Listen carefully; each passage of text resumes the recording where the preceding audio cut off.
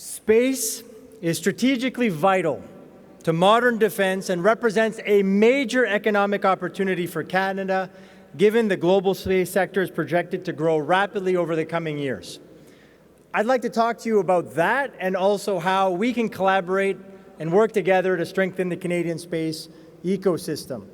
Before I get started, I just want to say thank you. Merci énormément d'être présent. Le fait que vous êtes ici veut dire que vous connaissez que c'est très important qu'on travaille ensemble pour avancer et appuyer le secteur spatial.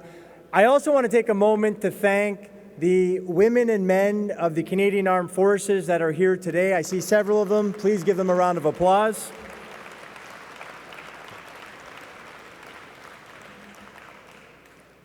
You have always contributed in a way that many of us will never understand to our country and beyond. Especially these days, we are reminded more so maybe than typically how important the work is that you do. So thank you. I have to say, when I was Premier, as was mentioned, one day I was in the legislature and we were introducing some guests that were in the kind of high-rise seats, and we had about 10 or 20 armed forces that were there, and veterans, I should say, that were there, and we wanted to recognize them. So I was actually leader of the opposition at this time, to be more specific. And I got up and I said, you know, thank you so much for your service, et cetera, et cetera. And one of them came by and afterwards and said, thank you for doing that. I said, thank you for your service. He said, you know, I used to write speeches for Premier Louis J. Robichaud when I was younger. And I said, wow, it's incredible. Thank you again for your service, but also thank you for being involved like that. And it's amazing. He was a wonderful premier. For those that don't know, Premier of New Brunswick, former Premier of New Brunswick, I would argue one of the best premiers Canada has ever seen. And I asked this guy, I said, as somebody who wrote speeches for him, what advice do you have for me? He stopped, he thought, and he said, write your own speeches. So that always stuck with me, and I think what it means is to feel what you're saying, is to really believe they're your words. So that's what I did today, so I hope you'll bear with me as I go through some thoughts that I have that I want to share with this group. I'm really excited about today for a lot of reasons, but the first one I want to point out, because I think it's probably the one that resonates with Canadians the most, maybe even decision makers the most. There is immense economic opportunity in space. Again, many of you know this, but I want to reinforce these messages, maybe give you some arguments and some stats and thoughts on how to communicate this important point. I also try to tell decision makers especially, but the public at large, that space isn't just an economic opportunity. It's innovation, research and development. It's manufacturing, STEM jobs, highly paid jobs. It's protecting our environment, forests, oceans, coastlines. It's climate monitoring and doing everything we can to mitigate the effects of climate change. It's seizing the opportunities of emerging industries, but also supporting innovation within traditional industries. It's connectivity to remote, rural, northern communities. It's protecting our sovereignty, our borders, and of course, it is protecting our economic interests and our people. That's the promise of investing in Canada's space-based capabilities, a direct impact to the quality of life of Canadians and to many across the world. To seize the opportunities stemming from the space sector, Canada must build upon its rich history in space and sustain a fully integrated end-to-end space sector, which indeed includes the certainty of being able to launch satellites from Canada, all the while reducing reliance on foreign providers and ensuring reliable access to space-based defense assets. Ce sont les raisons pour lesquelles je suis tellement fier d'être ici parmi vous, mais aussi d'être tellement fier, que je suis tellement fier qu'il y a une conférence comme celle-ci. Alors j'applaudis l'équipe à Raoul et tous les gens qui sont impliqués à nous rassembler ici aujourd'hui. So my role today in this speech, I want to make it very clear, there's a lot of people that are going to take the stage that understand the technical aspects a lot better than I. So I've thought and reflected about what I can try to do to add some value to all of you today. So I want to focus on how we can strengthen Canada's space sector. by providing some context about where we are, the moment in time that we find ourselves in. I'd like to discuss a little bit the major themes, such as Canada-U.S. relations and what it means for space, defense imperative that we all sense these days given shifts in geopolitical considerations, the Space Launch Act, the moment we find ourselves in as Canadians and in the Western world, and we want also, and how we will also work together to ensure that we have the space ecosystem in Canada we want by 2035, by 2040, and beyond. So with that, I want to start off by saying who we are. So Space Canada is an organization that represents the Canadian space ecosystem. We have over 100 members from coast to coast to coast. We essentially will do anything that we can to strengthen the Canadian space ecosystem through advocacy, through promoting the sector, through educating, raising awareness with decision makers, the public, doing anything that we can to share stories about why people should care about space in their everyday lives. And we try to convene the sector and the ecosystem as well, of course, to ensure we're collaborating as best as possible. I have to say that since I started this role, the many space-related announcements that we have seen, many initiatives and events that we have witnessed over the last few months, since the beginning of 2026, I believe has made one thing unmistakably clear. We're watching the space sector have a moment. We're watching people awaken to the potential of the space sector, but also of its importance. I started as CEO of Space Canada about 4 years ago, in fact. Over the past 4 years in this role, I've watched the awareness steadily grow around the importance of space-based capabilities. And as we all know, they are essential in so many ways. They always have been, and they certainly will be even more so moving forward. When forecasts came out and suggested that the global space economy could reach between $1 and $2 trillion by 2040, I think that was one of the things that has really caught people's attention. Since the start of this year in particular, it's really interesting that the recognition has accelerated noticeably in Canada. My humble opinion, this shift is likely being driven by several factors.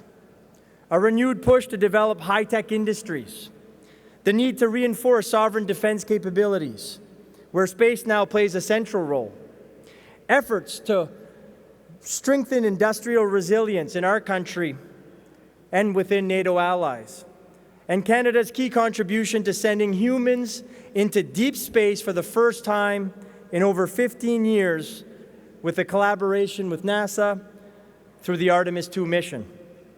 Taken together, these developments are not isolated. They signal a sector undergoing meaningful change. The drivers behind this, I believe, are clear. Space capabilities are now fundamental to everything that we hold dear. At the same time, we have to admit to ourselves the sector is experiencing disruption. NASA is revising aspects of its plans. Other nations are making significant strategic investments in space. Commercial actors are transforming how the markets operate. Against this backdrop, I was recently asked in a media interview whether Canada is in the midst of a shift in its space priorities, and if so, how that shift should be characterized. Well, my view is yes, but it's better understood, in my humble opinion, as an evolution rather than a reset. Canada's core priorities remain consistent. Space supports sovereignty, particularly in the north, enables connectivity, underpins environmental protection, and contributes to the economy that we need to deliver for Canadians to have a high standard of life. What is evolving is the emphasis.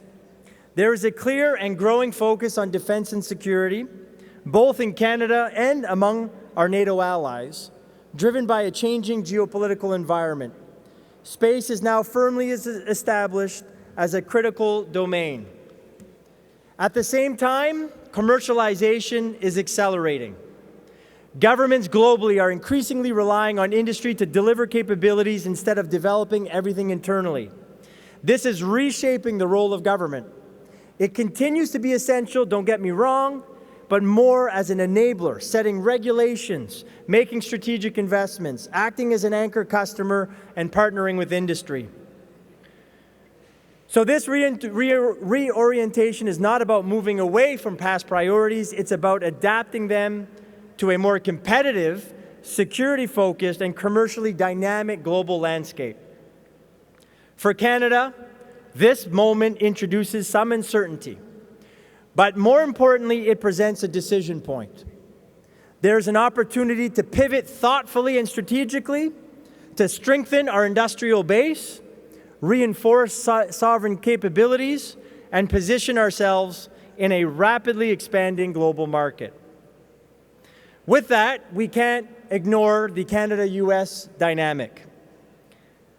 Many Canadians, many in my family included, are feeling a deep sense of frustration toward the United States right now. And that sentiment is understandable. At the same time, geography, economic ties, and decades of strong relationships between our communities mean that Canada and the U.S. will remain closely connected. The question is not whether we engage with the U.S., it is how we do so. In my view, Canada should approach trade discussions with the U.S. with clarity and realism. We must ensure the relationship advances Canadian interests while also actively diversifying our global partnerships to reduce dependence on a single market. These same principles apply in the space sector, arguably even more so. Canada's partnership with NASA is long-standing, deeply integrated, and widely respected around the world. Even during periods of tension, that collaboration continues to thrive. We saw it on display with Artemis II. It is also important to acknowledge the reality of scale of investment. On a per capita basis, the United States invests significantly more in space than Canada. We can see here just direct investment, and then Jordan Brennan, RBC Thought Leadership Capital Gains Report, we can see on a per capita basis looking at the 10 OECD Space Forum countries. That level of investment creates opportunities for collaboration that are difficult, near impossible, to replicate elsewhere. So the pathway is not about choosing between partnership and independence. It's about advancing both, maintaining strong collaboration with NASA and Space Force while intentionally building Canada's own capabilities and expanding partnerships globally. We can see Alex McDonald, who you already heard from, had a great quote. Paraphrasing him, you'll see it on the slide. 10 times more per capita the U.S. spends on space compared to Canada, and that's not necessarily really doing the proper picture when you include the defense spending as well. My view is that all of this represents a challenge, yes, but also an opportunity, frankly, maybe even a necessity to collaborate. Canada should absolutely work to strengthen its sovereign capabilities, and I have to applaud, and we should all applaud, the Government of Canada for its recent announcements, whether it be the Defense Industrial Strategy, the Space Launch Sovereignty, and many more initiatives that they have been undertaking to advance this concept. But of course, there's lots that we still need to deliver on, and there's still lots more we need to do. And of course, the opportunity extends well beyond defense. Space should be understood as strategic infrastructure on par with sectors like energy and transportation. That means governments need to invest across the entire ecosystem: companies, research and development, commercialization, talent pipeline, supply chain, enabling infrastructure, and much more. If done well, this is not only about autonomy, it's about capturing economic value, creating high-quality jobs for Canadians. Of course, as mentioned a few times already, as seen by the speakers today and the messages that they have for us, defense is going to be at the heart of space moving forward, and I would argue vice versa. Space is at the heart of defense. The recently released Defense Industrial Strategy makes it clear that the Government of Canada understands both the strategic importance of space to modern defense and the world-class capabilities of Canada's space ecosystem.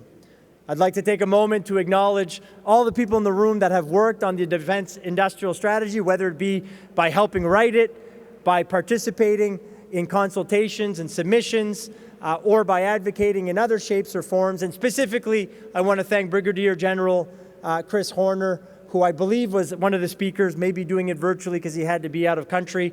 But essentially, a big thank you to him and to his team and all those in the room that have helped shape that important strategy.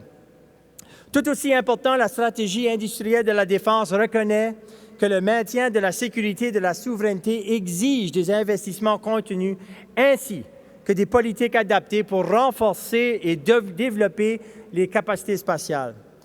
Pour Espace Canada et ses membres, il s'agit d'un signal fort et bien accueilli, indiquant que l'espace demeurera un pilier central de l'avenir de la défense du Canada. With world-class capabilities across our space ecosystem, Canada must adopt policies and make investments that enable our space industrial base. A key step is further developing sovereign space launch capability in Canada, ensuring we can support growing global demand, all while protecting both our economic and national security interests here at home. I want to take a moment to acknowledge the people in this photo. I mean, I'm acknowledging myself because I'm in the photo, but that's not what I mean. Acknowledging many of the leaders in this photo that helped ensure that we advance sovereign space launch in Canada, and even more specifically, specific and important strategic investments in space launch, and of course, the development and introduction of the Space Launch Act. You can see the leaders on the screen. I'm sure many are in the room today, but certainly one deserves to be highlighted. I think we should give Rahul and his team a big round of applause for their work.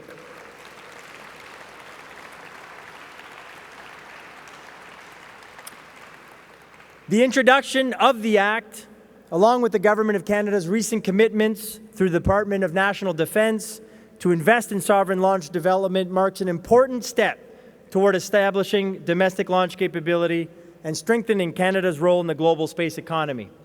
Thank you. Canada's space sector has broadly welcomed Bill C-28 as it's a foundational and long overdue step toward positioning Canada as a sovereign spacefaring nation. At Space Canada, we have been advocating and discussing launch for years. I believe we've had 4 Spacebounds. That's our annual conference. Big plug, October 19th to the 21st, by the way. In Ottawa is our conference. Please join us. I think we've had 4 editions. 3 out of the 4 we have had launch panels discussing this. And again, the people on this screen have been the ones participating on stage, advocating that we advance and strengthen our space launch capabilities here in Canada. And I, again, thank them and applaud them. I'd like to go on to the idea of what we would want our space ecosystem here in Canada to look like in 10, 15 years. I'd like to challenge us all here in this room to think about what we can do to help strengthen the Canadian space ecosystem. We're not all going to agree on exactly what needs to be done, but I bet you we agree on more than we disagree on. The one thing I can tell you, though, for sure, is this represents the vast majority of people that are going to get it done over that 10, 15 years. You represent the organizations. You specifically represent the ideas and the work and energy that it's going to require to develop a space sector here in Canada that we'll be proud of in a decade or two. So my contribution to that reflection, I just happen to be the one with the microphone. We could have hundreds of people give their impressions and reflections of what's needed. Well, I'll start with mine to get the convo going. Today, the space sector generates roughly $3 billion annually to Canada's GDP. An analysis from Deloitte, and I know we have some colleagues from Deloitte that will be presenting today, so that's great. They're members of ours. We're very happy of their contributions to the space sector. It suggests that we could reach a $40 billion space economy by 2040 here in Canada. So $3 billion to $40 billion. Now, this report is awesome. I certainly encourage you to read it, but it's sometimes misquoted. Deloitte in this report is not projecting that we're going to have a $40 billion a year industry. It is making an argument that is poignant, important, and one that we all need to hear. It is saying that, and I want to sort of use the right verbiage here, that if Canada can seize the same percentage of the projected global space sector that it currently enjoys of the overall global economy, Canada could then enjoy a $40 billion a year space economy by 2040. So what that means, it's arguing if we get our act together and all that we do is grab the same percentage of the global economy that Canada currently enjoys. So it's basically making the argument if we enjoy 2 point something, I don't know the exact number, but 2% of the GDP of the global economy overall, if we just grab the same percentage of the space sector as it's projected to grow, by 2040, we'll go from 3 to 40 billion. So the argument, I love it because it's not even saying punch above your weight.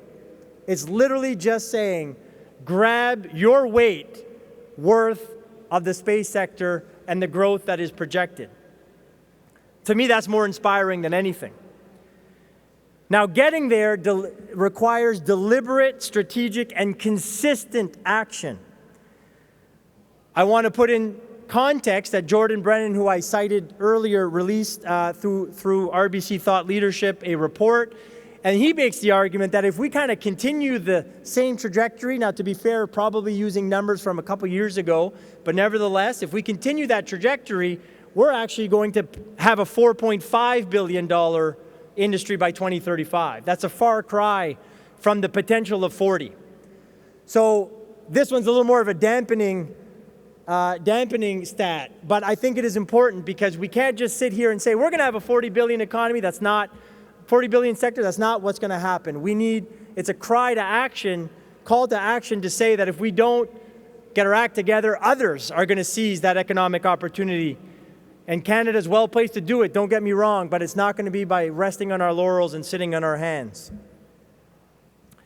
Canada needs sustained investment in commercialization would be one of the main arguments that we would have as an organization.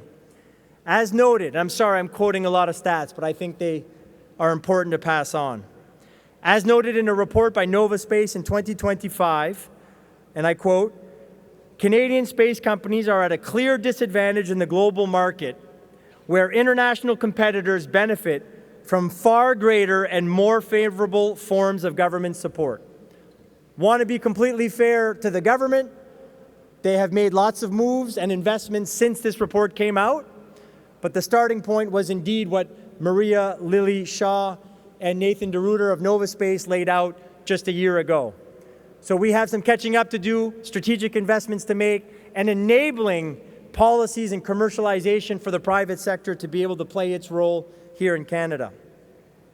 To put in context about what else is happening around the world in this vein, NASA and Space Force are acting as anchor customers of new commercial space solutions. They are sharing costs, risks, and responsibilities with the private sector. They are looking, whenever they can, to enable the private sector instead of building in-house. We keep talking and we keep hearing in our ecosystem about SpaceX and how innovative SpaceX is. Well, we got to put in context. Harvard Business Review had an article stating that the first $1 billion spent by SpaceX, well, 90% of it came from NASA and Space Force. 90% of the first $1 billion SpaceX invested came from the government. Is it innovative? Sure. But it had support and enabling investments by the government to be able to get to where it is today. And non-spacefaring nations are something we need to watch out for as well. The reason, I'm happy we're a spacefaring nation. It's a leg up, don't get me wrong. But the one thing that non-spacefaring nations are doing, they are saying we're going to have some space capabilities and we're going to make investments in space, but we're going to leapfrog having an agency and doing our own thing as a government, and we're just going to enable the private sector to help us. So they're actually coming up with some pretty big investments and policies that are enabling for the private sector. Of course, we also have challenges when it comes to our defense and security, more so than we have probably can remember in modern Canadian times. Have to go back to some world wars, most likely to come to a time that we have as much uncertainty. With that, though, does come an opportunity for the space sector. Again, Alex McDonald, I believe it was with astronaut Chris Hadfield, made an argument to which we as Space Canada agree. We should have the Government of Canada, in its quest to hit 5% of GDP investment in defense, have a goal, a sub-goal of 5% of that investment going to space. So 5% of the 5%. And you can imagine that although 5 doesn't seem like a big number, it would mean an immense and significant difference for the Canadian space ecosystem. So if we act together today, I'm convinced that we can have not only Canada participate thoughtfully in the global sector, the global space sector in 2035, 2040 and beyond. I believe Canada can help shape it. To do so, though, we need to get together in areas like this and conferences like these and discuss how we're going to do so moving forward. So before I leave the stage, I'm going to plug. We have an event coming up in 2 weeks. It's probably going to sell out in the next 24 hours, so if you don't have a ticket, please go online and buy one right away. And we have our annual conference coming up in October here in Ottawa. Please join us. Oh, and by the way, the one in 2 weeks is at the Canadian Space Agency, so we thank them for that in Longueuil, Quebec. And Spacebound will be here in Ottawa. Please join us as we continue the conversation. As I leave the stage, I want to leave you with this. Sometimes we, the ones that are in this room, we get in the stats like I shared, we start to talk about the economic opportunity, we start to talk about the challenges that we may be facing as an industry. But I want to leave the stage with a little bit of a reminder of the inspiration that is space. The James Webb Telescope, Canada, one of the dozens or so countries that participated, one of the coolest things that I think our generation has done for research and science, and we, Canada, were a part of it. It's inspiring, I think, in the idea that Canada will play a role in helping us understand our place in the universe. Plus, I love this quote. It's something that I landed on when I started this job 4 years ago, the OECD handbook on measuring the space economy and its impact. It's really a great book. It's heavy, but it's wonderful and awesome stats. But there's just one thing that I really liked. The report essentially says, yes, there's all these economic opportunities and benefits to space, but it also adds, space's cultural and inspirational impact is hard to measure and can't be overstated. And I quote, "The moon landing is one of the most iconic events of the 20th century and is thought to have inspired an entire generation of scientists." I have to say that the Artemis whole program and Artemis 2 mission, I believe, will help do the same. I had the incredible honor of being there for the launch, watching these 4 amazing human beings go up and do something that nobody has done before. I watched, I had the privilege, as we all did, to watch on TVs and online or some in person, the Canadian Space Agency astronaut Jeremy Hansen make history by becoming the first non-American to travel beyond Earth's orbit. And I am convinced this will inspire a generation to want to be scientists, to want to be astronauts, to want to be engineers. Yes, but on top of that, it will inspire a bunch of people to want us to do better in Canada when it comes to space. So I truly believe that the Artemis 2 mission and the continuation of the Artemis program will help us tell our story on why space is important. And I'm convinced of this because the next day after I witnessed the launch in person, which was amazing, I FaceTimed my family back home and my daughter, 3 years old. I asked her if she watched the launch. I knew she did, but I asked her, and she said, we speak French at the house, and she said yes, and she offered up there was a Canadian on board. And then she said in the same breath, and there was a girl. A 3-year-old to soak that in, I think, says it all. Space is an incredibly powerful inspiration for so many, and we should all be very proud of the work that we're doing together, because I know it's going to have an impact for many, including inspiring my daughter to potentially make her way to space or to contribute to the space ecosystem in some shape or form. So with that, I thank you immensely, not only for today, but for the work that you do in trying to strengthen Canada's space ecosystem. I know sometimes it can be tough. I know sometimes it can be challenging, but I will leave you with this quote from Margaret Mead. It always inspires me to keep going. It goes like this: "Never doubt that a small group of thoughtful, committed citizens can change the world. Indeed, it's the only thing that ever has." Mesdames et messieurs, merci énormément pour votre présence. Thank you so much for what you do. Onwards and upwards.